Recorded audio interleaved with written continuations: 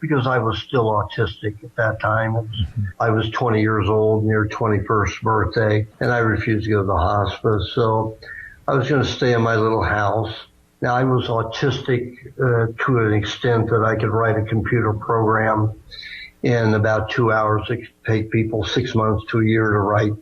So I was farmed out by a particular school that I attended, a technical school, who knew that I had learning disorders and communication challenges. So they had somebody with me at all times. So they farmed me out to Carte Blanche Corporation, which at the time was the largest credit card company in the world, Time DC, which is the third largest trucking company in the world, and IBM.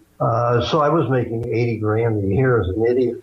And that was pretty good. So I had a small 2-bedroom house in Beverly Hills. And then I was unable to, by the time they got to chemotherapy, I was unable to work. I was unable to think.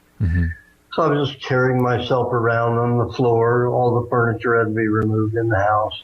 I was crawling around on my elbows. I couldn't walk, couldn't sit, couldn't lie down on anything soft. And I was defecating, urinating, and vomiting all over myself. And I'd just go to a clean spot in the living dining room, because they were one in this house. This was about 35 feet long by about 20 feet wide. So I had plenty of surface to excrete my toxins from the chemotherapy and everything else.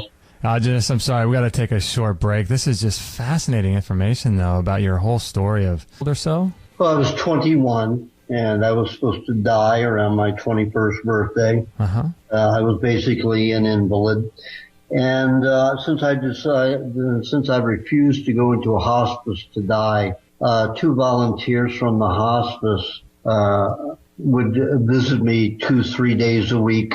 They would clean up all my fecal matter, defecation, and urine on the different spots on the floor for the several days, the 2 to 3 days that it would take them to come. And they would prepare my foods, and of course it was like donuts blended with RC Cola or Sprite, something like that, and sucked to a straw. But one of the volunteers was an 18-year-old African-American boy who was a member of the Going Thing, which was a Ford hired group of young singers and musicians who sang, about the new Mach 1 that was out in that time in 1967, 68. And he was, I don't know, he grew up in Watson. I don't know where he got the education that raw milk and raw carrot juice and raw foods improved health. But he was a magnificent young fellow, and he brought raw milk and raw carrot juice for me, and I drank those in equal portions together. And that basically started changing my life. Within 10 days on that diet, my autism shut off, so I was able to understand communication for the first time. I mean, when I woke that morning after about 10 days on that diet, I understood what a preposition, verb, all the grammar objects I understood just instantly. So that began changing my life. So I began studying about nutrition from there, and experimenting with diets, named and unnamed, and my own, derivations from those particular regimes. And, basically I just tried everything over the next 40 years. And then I came to what I call the primal diet. Primal not meaning as caveman or paleo diet, which is very misunderstood. Yeah, I was going to ask you the difference between the primal and the paleo. Well, what people believe is the paleo diet, they believe that, the caveman, our ancestors, ate lots of fruit and, ate raw meats, but mainly lived on raw fruits. Now, when I was getting better, when I was able to keep the pain down to a tolerable level, I began bicycling all over North American continent, all the way from Alaska down to the Yucatan, So I lived off of a bicycle for 3 years, and I ate off the land. And I was a fruitarian at that time. Uh-huh. I had been a raw food, basically vegan, lacto-vegan, the few years before I went off to live in the wild. I was 27 at that time. So that gave me about 6 years to heal. Uh-huh. What I had experienced and all the damage that the medical profession had done to me with their so-called therapies.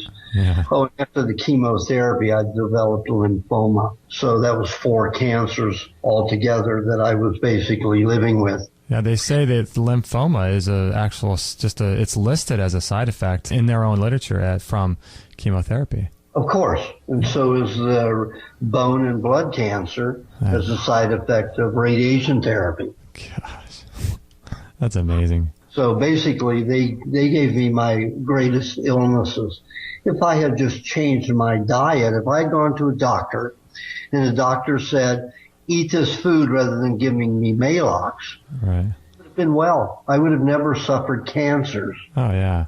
Have been in that situation. No, but the pharmaceutical industry, they write the procedure manuals for doctors, which is about 7 inches thick. And, there's very few times as the word heal occur in that manual, and that's basically with cuts and wounds. And the word cure really doesn't exist in their propaganda. So they give you so-called therapies that create more dependence and create more disease. So basically, they are in business to make you ill to make money. Oh, yeah. That's pretty common knowledge, to our listeners. I didn't realize that until I had experienced all of this. Yeah. I realized all of their quackery. Right. So, I basically, when I was traveling around on that bicycle, there's very little fruit, and it's only maybe 2-3 months out of the year, and you really have to search for fruit in the wild. It doesn't exist unless man cultivates it. Okay, unless they farm it and things. And mostly the birds get it, birds and squirrels. So there's really basically very little fruit. Unless you're a bear in Alaska, they get lots of blueberries. Okay. Blueberries have a tendency to be very prolific in Alaska and in Canada, and the bears love the blueberries. It helps them gain tremendous amount of weight, and they will feast on blueberries for weeks at a time. So what if you're like that doesn't occur anywhere else in the world? So this whole idea that our primitive ancestors lived on mainly fruit is absurd. Yeah, so what about people like, from Hawaii or those, Samoa and who live in those kinds of environments? Are they more adapted to things like fruit, do you think, or not really? Well, not really. I lived with quite a few tribes who could have lived on lots of fruit, but they find that it causes osteoporosis, bone deterioration, and weaknesses, and causes the body to get very low in fats. You have high ups and downs with sugar levels when you have fruit. So it's not a good thing to stay on. In fact, the Maasai tribe of Africa, before their 15-year drought now that's basically decimated them, before that it was illegal to eat fruit in their tribe because they were so thin. And they basically lived on raw meat and raw milk, raw dairy products. And that was like the staple of, they probably had some other things, but that was like the staple of their diet? No, that's absolutely all they ate. Oh, wow. And they didn't even eat vegetables or chew. Once in a while, a few of them, for whatever reason, would chew on some leaves like the gorillas and spit out the pulp.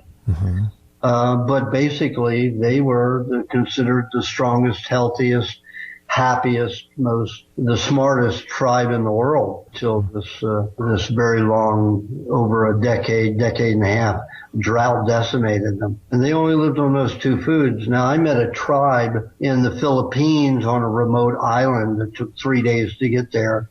One day by a 4-wheel drive, one day by boat, and one day by swimming to get there. And this tribe lives to averages about 138 years old, and they live on 2 foods, raw coconut meat, and raw fish. Once in a while, they'll have like maybe a couple of times a month, they'll have an unripe mango or a banana, but that's it. Wouldn't you develop a food allergy if you just ate kind of two foods, on a regular basis? You didn't derive the nutrients from the food that you needed, and the food caused you imbalances.